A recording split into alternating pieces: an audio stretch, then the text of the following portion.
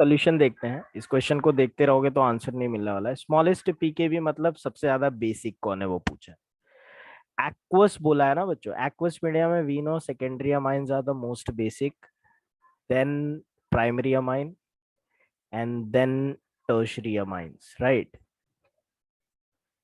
ये देखो, ये है तुम लोगों का सेकेंडरी अमाइन। कैसे पता बच्चों, देखो NH को, ये सेकेंडरी अमाइन का फंक्शनल ग्रुप है ना, ये सेकेंडरी अमाइन है। ये कौन सा अमाइन है, प्राइमरी अमाइन। ये कौन सा अमाइन है, टर्शरी अमाइन। टर्शियरी। और ये लास्ट वाला कौन सा है बेटा, बता जरा। प्राइमरी। तो बता मेरे को कौन प्राइमरी। ज्यादा बेसिक है इसको, इसमें से। थर्ड वाला, फर्स्ट वाला ऑप्शन सबसे किधर कम लिखा थर्ड हुआ है? वाला है ना, सबसे सबसे कम। ज्यादा स्मॉलेस्ट पीकेबी मतलब हाईएस्ट बेसिसिटी। सबसे ज्यादा बेसिसिटी किसकी यहाँ पे, फर्स्ट वाले की।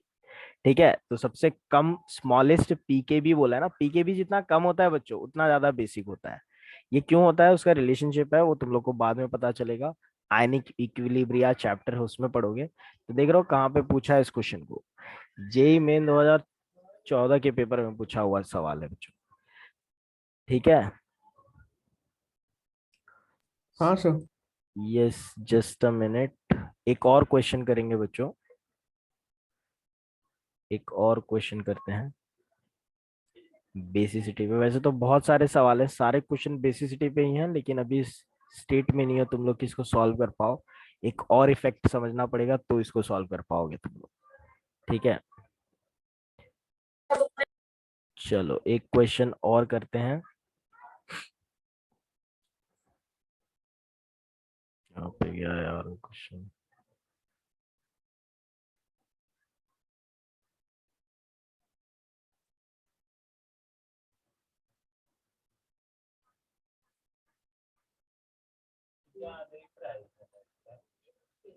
ये देखो बच्चों, ये क्वेश्चन 201 नंबर का, 201 नंबर का है बच्चों। तुम लोग को पूछा है कि which of the following is the least basic here. Least basic, the most basic नहीं, सबसे कम बेसिक है। और ये 2021 मतलब पिछले साल का जो जेई का पेपर हुआ था उसमें पूछा हुआ सवाल है बच्चों। जेई के पेपर, इस जेई के क्वेश्चन है तो इसका मतलब ये मत समझना बच्चों कि इसका आंसर, इसके क्वेश्चंस बन नहीं पाएंगे। इसके क्वेश्चंस हमसे क्या लेना देना है, जेई का है तो बच्चों जेई के ही बहुत बार ऐसे क्वेश्चंस होते हैं ना जो नीट में पूछ लिए जाते हैं। ठीक है, तुम लोगों को मैं बताऊंगा, कुछ कुछ क्वेश्चंस इतने बार रिपीट होते हैं, इतने सारे एग्जाम्स में रिपीट होते हैं कि तुम लोग खुद ही परेशान हो जाओगे कि ये कितने बार पूछ लिया इसको। जैसे मैं दिखाता हूँ सर तुमको। वाले क्वेश्चन में सेकंड वाला था क्या ऑप्शन? नहीं, सेकंड वाला नहीं था, मैं बताता हूँ।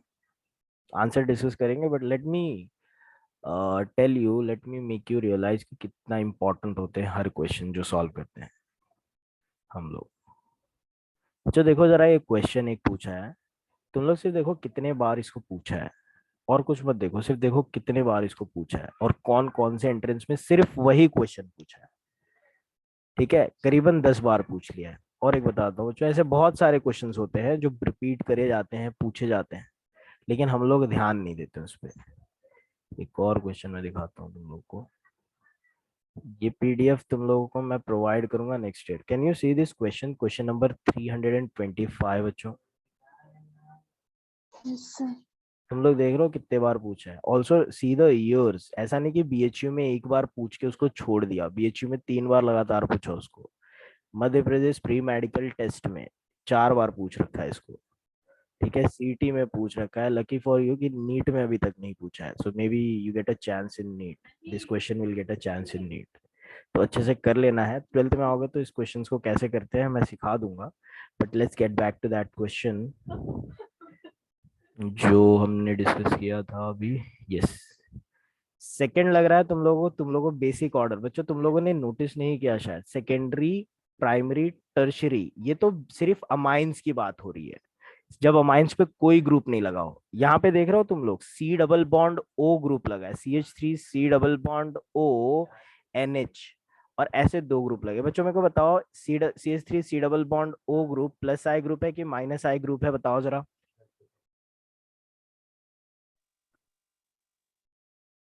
Minus I. Minus I group है, yes it is minus I group.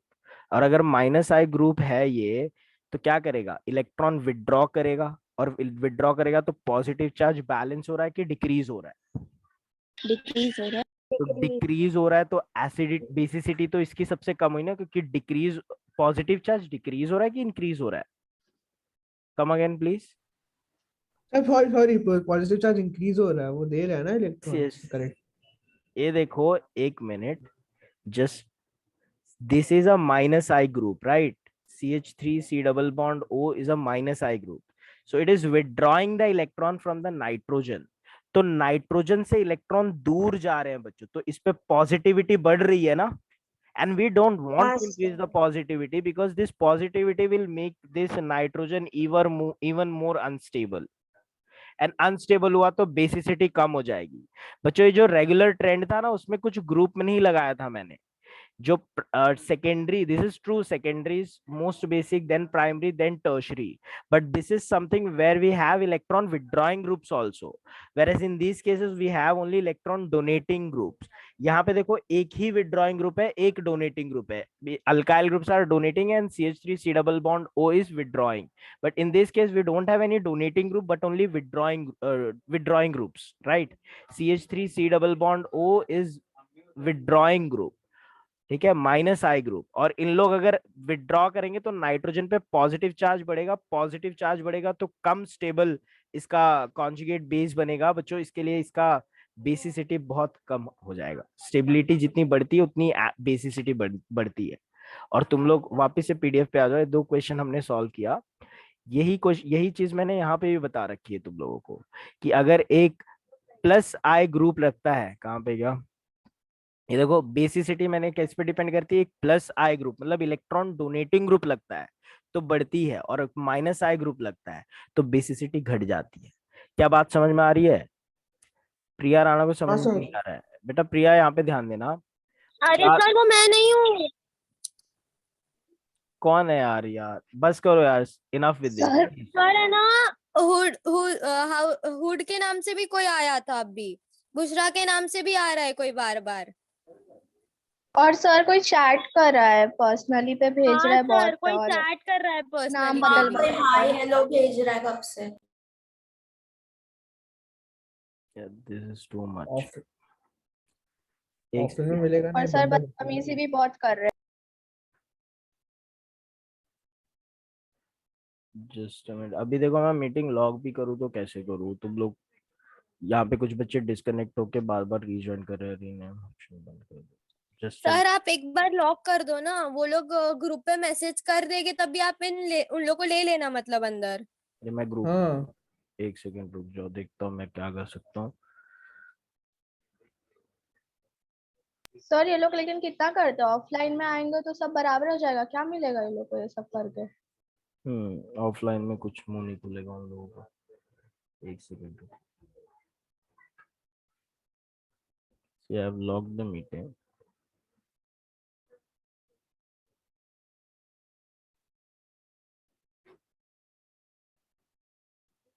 और सर रीनेमिंग का भी ऑप्शन बंद कर दो।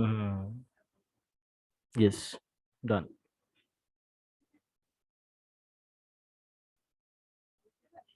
ओके, ठीक है।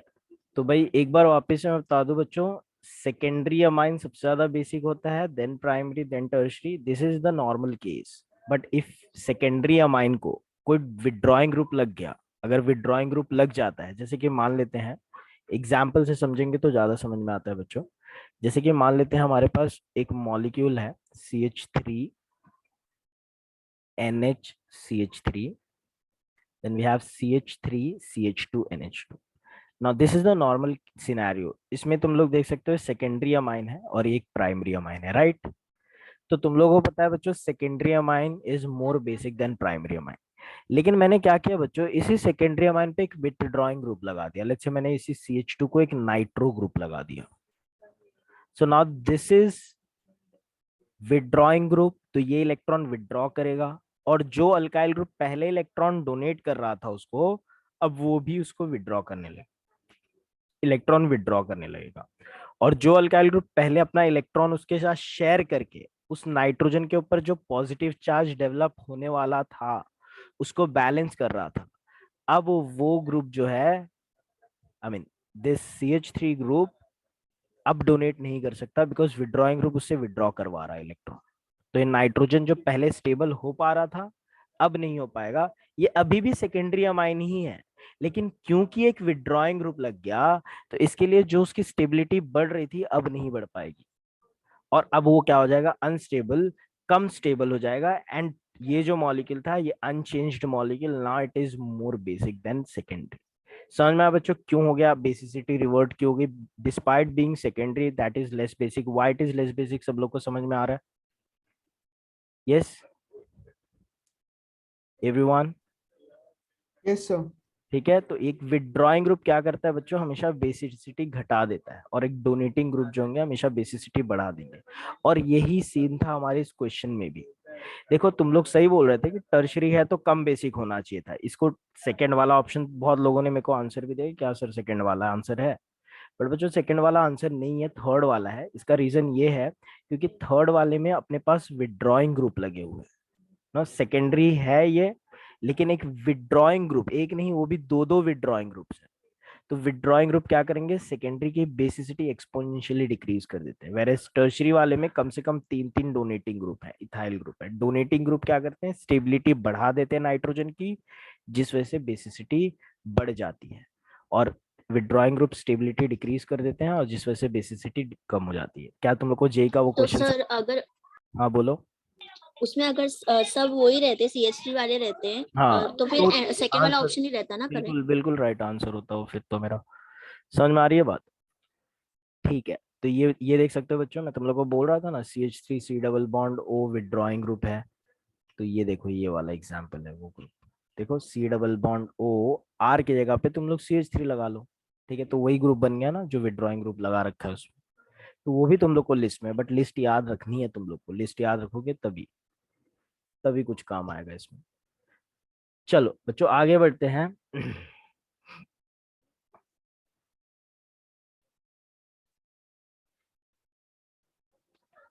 आगे बढ़ते हैं,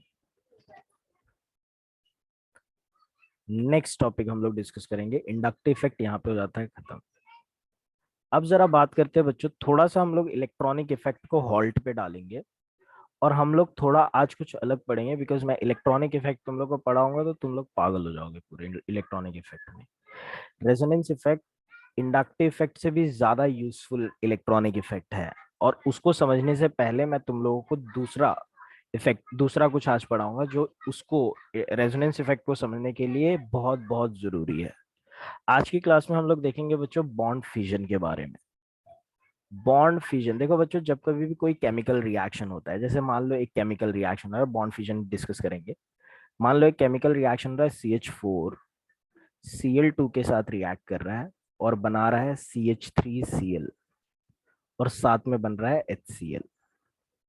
ये रिएक्शन हो रहा है, राइट है रिएक्शन, सबको समझ रहा है क्या हो रहा है रिएक्शन में? थोड़ा नोटिस करो बच्चों, खुद से ढूंढो क्या हो रहा है, मैं खुद बताऊंगा लेकिन तुम लोग सोचो क्या हो रहा है इस रिएक्शन में।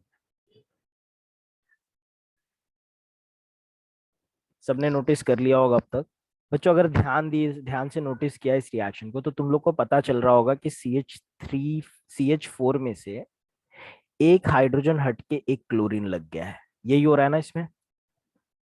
देखो यस सर। Yes sir. एक हाइड्रोजन हट के एक क्लोरीन लग गया है, और जो हाइड्रोजन निकला है, हटा है, वो बचे हुए एक क्लोरीन के साथ जाके HCl बना ले रहा है। Yes it is displacement reaction, very good Vishal. ठीक है, तो ये डिस्प्लेसमेंट रिएक्शन हो रहा है बच्चों यहाँ पे। ठीक है, डिस्प्लेसमेंट रिएक्शन 10th तक का बोलते थे हम लोग, अब से उस रिएक्शंस को हम लोग सब्स्टिट्यूशन रिएक्शंस बोलते हैं। आगे से तुम लोग यही सारे वर्ड्स यूज करने वाले हो, सब्स्टिट्यूशन रिएक्शन बोलते हैं हम लोग इधर पे। इनऑर्गेनिक में डिस्प्लेसमेंट बोलते हैं, और ऑर्गेनिक में डिस्प्लेसमेंट रिएक्शन को ही सब्स्टिट्यूशन रिएक्शन बोलते हैं। बच्चों जब कभी भी कोई केमिकल रिएक्शंस होता है ऑर्गेनिक केमिस्ट्री में, तो चार चीजें होती है एक रिएक्शन में। एक होता है सबस्ट्रेट, एक होता है रिएजेंट, सबस्ट्रेट रीएजेंट, फिर होता है तुम लोगों का प्रोडक्ट, और फिर होता है बाय प्रोडक्ट। सबस्ट्रेट वो चीज होता है, वो रिएक्टेंट होता है बच्चों जिसके अंदर कार्बन हो, the reactant which contains carbon in it. Organic reaction में सबस्ट्रेट वो रिएक्टेंट होता है, ये सिर्फ डेफिनेशन ऑर्गेनिक रिएक्शंस के लिए दिया जा रहा है। सबस्ट्रेट क्या होता है? वो reactant which contains a carbon, ठीक है, कार्बन, ठीक है। रिएजेंट की मैं बात करता हूं बच्चों। रिएजेंट वो चीज होती है जो हेल्प करती है सबस्ट्रेट को प्रोडक्ट में कन्वर्ट करने की। बच्चों देखो, रिएक्शन जब तुम लोग कोई लगाते हो तो हर रिएक्शन का कुछ पर्पस होता है।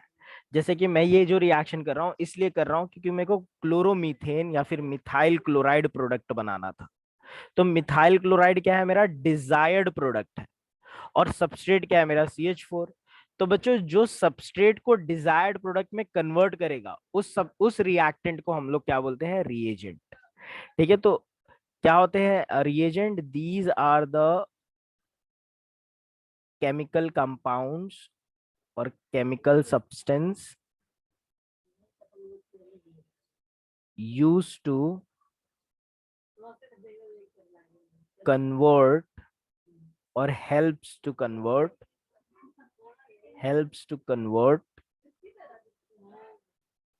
substrate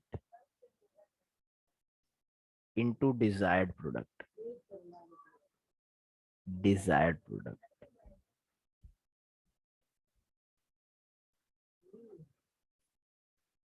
Which topic is this? This is theoretical basis of organic reaction. Theoretical basis हम लोग पढ़ रहे हैं to understand better resonance effect. Theoretical basis of organic reaction बोल सकते हो तुम लोग इसको, reaction, sorry.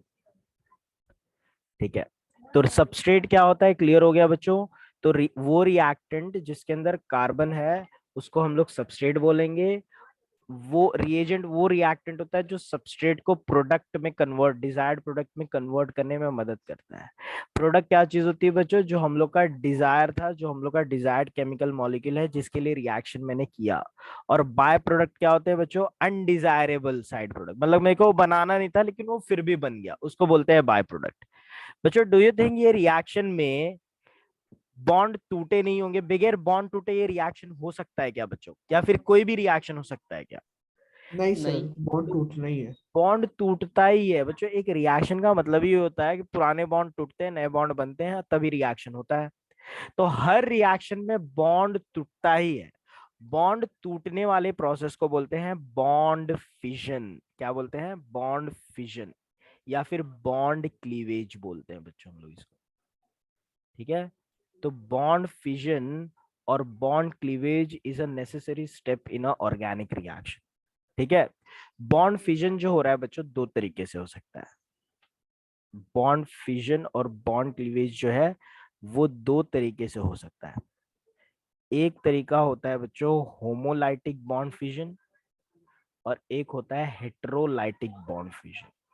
दो तरीके से बॉन्ड को तोड़ा जा सकता है। एक होता है जिसको होमोलाइटिक बॉन्ड फिजन बोलते हैं, और एक होता है हेटेरोलाइटिक बॉन्ड फिजन। बॉन्ड फिजन इसको तुम लोग शॉर्ट में होमोलाइसिस बोल सकते हो, और इसको बोल सकते हो हेटेरोलाइसिस। ठीक है, समझते हैं बच्चों होमोलाइसिस क्या होता है, हेटेरोलाइसिस क्या होता है? एक एक करके सबसे पहले समझते हैं होमोलाइसिस। होमोलाइटिक बॉन्ड फिजन और homolysis.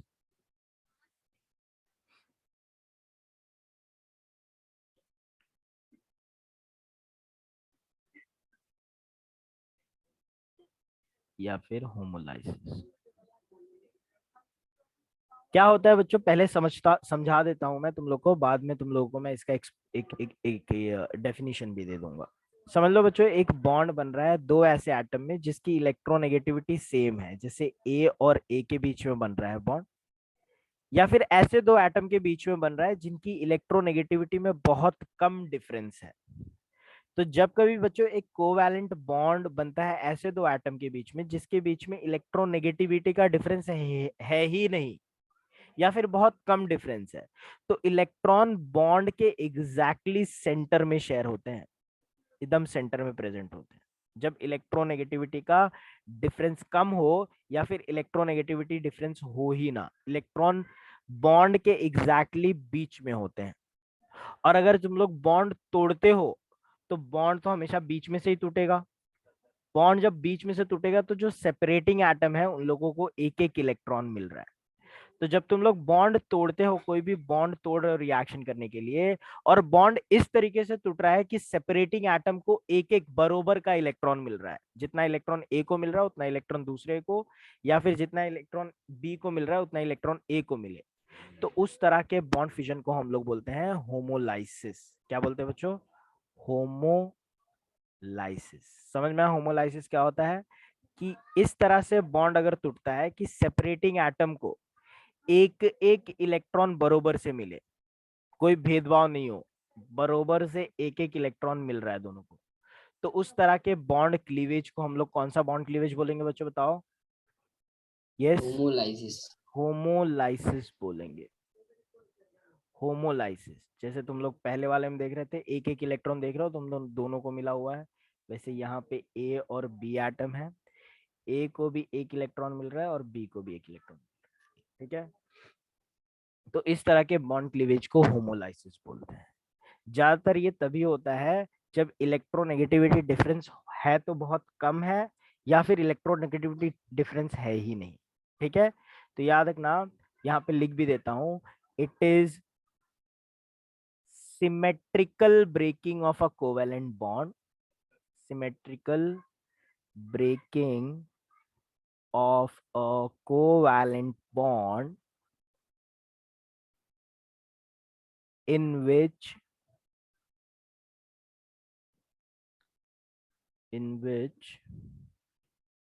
each separating atom acquires one electron, ठीक है? याद रखना बच्चों, जो सेपरेटिंग एटम है वो एक इलेक्ट्रॉन अक्वायर करते ही हैं, ठीक है? बरोबर का हिस्सा लगता है जब बॉन्ड टूटता है तो यहाँ पे, ठीक है बच्चों? याद रखना, homolysis is observed, homolysis can be observed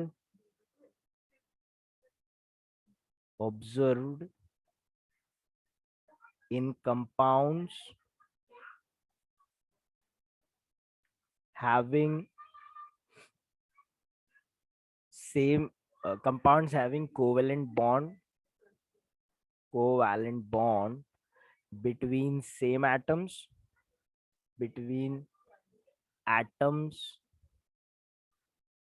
having almost same electronegativity, having similar electronegativity.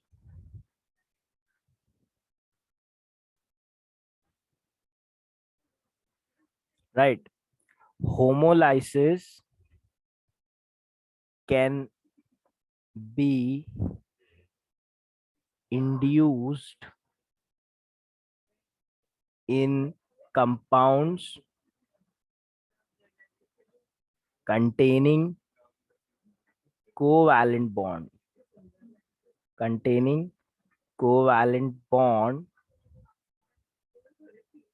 between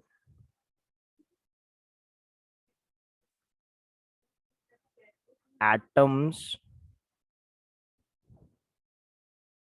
that differ in their electronegativity by large value, that differ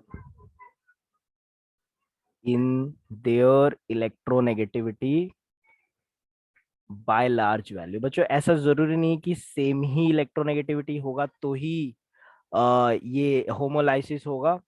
अगर एटम्स के बीच में लार्ज इलेक्ट्रोनेगेटिविटी का डिफरेंस है फिर भी होमोलाइसिस उसमें कराया जा सकता है।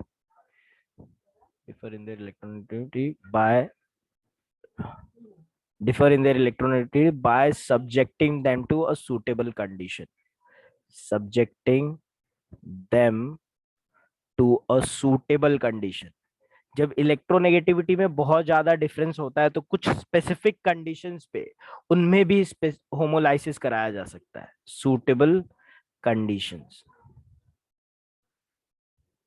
क्या सूटेबल कंडीशंस है? What are the conditions for homolysis? देखो, H और H का अगर बॉन्ड तोड़ना है बच्चों, तो दोनों एटम की इलेक्ट्रोनेगेटिविटी लगभग सेम है, सेम ही है, लगभग क्या सेम ही है एग्जैक्टली। तो इसमें अगर मैं बॉन्ड तोड़ूंगा तो ये बॉन्ड सिमेट्रिकल टूट सकता है और क्या बना देगा बच्चों? रेडिकल बन जाते हैं। ये जो डॉट वाले स्पीशीज है ना, रेडिकल बन जाते हैं, उसके बारे में मैं बताऊंगा। सिमेट्रिकल ब्रेकिंग हो रहा है तो इस प्रोसेस को क्या बोलूंगा मैं? होमोलाइसिस। ऐसे Cl और Cl के बीच में जो है बॉन्ड तोड़ूंगा तो क्या मिलेंगे बच्चों? बताओ, Cl डॉट और Cl डॉट मिलेंगे, राइट?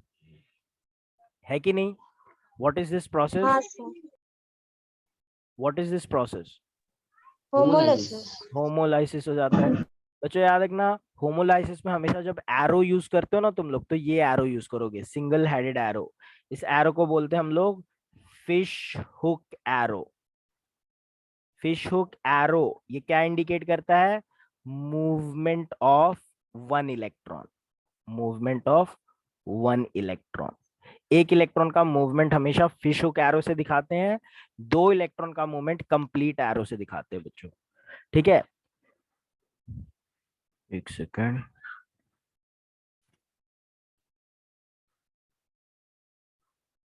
ठीक है, फिश हुक एरो से हम लोग इंडिकेट करते हैं इलेक्ट्रॉन का मूवमेंट, एक इलेक्ट्रॉन का मूवमेंट। होमोलाइसिस में क्योंकि एक एक इलेक्ट्रॉन दोनों एटम को मूव हो रहे हैं, इसके लिए हम लोग फिश हुक एरो से इंडिकेट करेंगे उनका मूवमेंट। होमोलाइसिस हो रहा है बच्चों, इसका मतलब ये नहीं कि सिर्फ होमोलाइसिस ऐसे जो सेम इलेक्ट्रोनेगेटिविटी वाले हैं उसमें ही देखेगा। तुम लोग कुछ स्पेसिफिक कंडीशन पे होमोलाइसिस इंड्यूस करा सकते हो। What are the condition for homolysis? किसी को पता है बच्चों कंडीशन फॉर होमोलाइसिस? ये टॉपिक कभी हुआ ही नहीं है तुम लोगों को क्या? यस, हाँ या ना? नहीं हुआ सर। नहीं हुआ है? नहीं। नहीं हुआ है तो सुन लो, कंडीशन फॉर होमोलाइसिस को हम लोग हेल्पर कंडीशन बोलते हैं बच्चों। H stands for heat, heat more than equal to 500 degree Celsius. E stands for electricity या फिर इलेक्ट्रिक करंट। अगर तुम लोग रिएक्टेंट के अंदर करंट पास करोगे तो उनका भी होमोलाइसिस हो जाएगा, फिर चाहे इलेक्ट्रोनेगेटिविटी का डिफरेंस हो चाहे ना हो। ठीक है, इसके बाद L स्टैंड्स फॉर लाइट। ठीक है, P स्टैंड्स फॉर पर oxide, R stands for radical. Radical unstable intermediate होते हैं, थोड़ी देर में उसके बारे में बात करेंगे। तो बच्चों याद रखना, जब कभी भी तुम लोग ये इनमें से कोई भी कंडीशन अप्लाई करते हो, कोई भी रिएजेंट हो, इलेक्ट्रोनेगेटिविटी का डिफरेंस हो चाहे नहीं हो, चाहे ज्यादा डिफरेंस है चाहे कम डिफरेंस है, अगर ये कंडीशन देते हो तुम लोग, इनमें से कोई एक कंडीशन, तो वो कंपाउंड का हमेशा बॉन्ड कौन से तरीके से टूटेगा, कौन से मैकेनिज्म से टूटेगा? बताओ जरा। होमोलाइसिस। हीट, इलेक्ट्रिसिटी, लाइट, पर ऑक्साइड, रेडिकल, ये कंडीशन में हमेशा होमोलाइसिस होता है। इसके साथ एक और चीज नो ज्यादा एक्सीलरेट कर देती है होमोलाइसिस को। सॉल्वेंट होमोलाइसिस करने के लिए नॉन पोलर सॉल्वेंट चाहिए रहते हैं।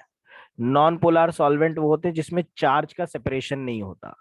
ठीक है, पढ़े हो ना तुम लोग polar non polar molecule states of matter हाँ में? सर, इनको नॉन ब्रेक करना इजी रहता है थोड़ा। नॉन पोलर सॉल्वेंट जो होते हैं वो हमेशा होमोलाइसिस करवाने में मदद करते हैं। होमोलाइसिस होता है तो नॉन पोलर सॉल्वेंट में होता है, और ये सारे कंडीशंस पे होता है। So these are the conditions for homolysis. ठीक है, तो बच्चों यहाँ पे हम लोग एक ब्रेक लेंगे, और ब्रेक के बाद जब हम लोग डिस्कस करेंगे तो ये होमोलाइसिस के कुछ और एग्जाम्पल प्रैक्टिस करेंगे। सर यस, आप थोड़ा 2 सेकंड के ऊपर कर सकते हैं, जब तक ब्रेक चलेगा मैं थोड़ा ऊपर का कुछ रीड कर लेता हूँ। ब्रेक के टाइम पे मैं मीटिंग डिस्कनेक्ट हो जाएगा भाई। हाँ तो मैं वही जा रहा है, पिक्चर ले लेता हूँ। ये ले, कहाँ पे से दूं? होमोलाइसिस से। Hello yes sir. बोलो भाई, क्या बोल रहे हो? सर, मैं बोल रही हूँ कि आपने इधर लिखा है, बोलो, लिखा क्या लिखा है मैंने? हाँ कि उधर जब इलेक्ट्रोनेगेटिविटी ज्यादा डिफर करेगी तो फिर इलेक्ट्रॉन्स जो लाइक अगर एक का इलेक्ट्रोनेगेटिविटी ज्यादा होगा दूसरे का कम होगा तो जिसका ज्यादा होगा वो इलेक्ट्रॉन खींचेगा अपनी तरफ। बिल्कुल सही। तो फिर बीच में से कैसे उसका वो होगा सेपरेशन? जब तुम स्पेसिफिक कंडीशन देते हो तो वो इलेक्ट्रॉन को वापस से उसके ओरिजिनल प्लेस पे लेके आ जाते हैं और होमोलाइटिक बॉन्ड पीवीजी लेके आते हैं, ठीक है। तो वो जो स्पेशल हेल्पर कंडीशन बताया ना उसको याद रखना है। रमेश ले लिया स्क्रीनशॉट? हाँ सर, बस एक नीचे का बाकी है। ले ले, ये भी ले ले, नहीं एकदम नीचे सर। एकदम नीचे। ठीक है बच्चों, हाँ रीजॉइन सर, करना है तुम लोगों को शार्प 6:45 को और फिर कंटिन्यू करते हैं हम लोग, ठीक है। Yes sir.